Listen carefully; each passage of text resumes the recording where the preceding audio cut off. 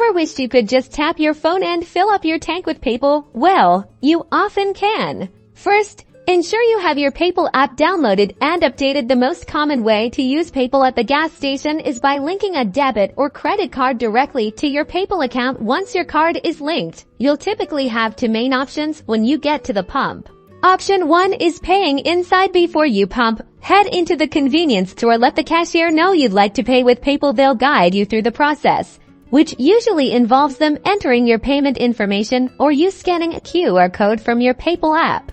Option 2 is often available directly at the pump. Look for payment terminals that accept mobile payments or have a specific PayPal option. You'll usually be prompted to open your PayPal app, select your preferred linked card, and then either scan a QR code displayed on the pump or enter a unique code provided by the pump into your app to authorize the transaction.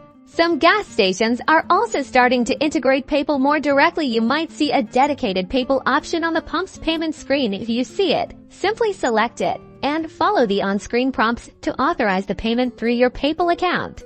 It's always a good idea to check with your specific gas station ahead of time or look for signage indicating PayPal acceptance. This modern payment method is making it easier than ever to keep your car fueled up seamlessly and securely.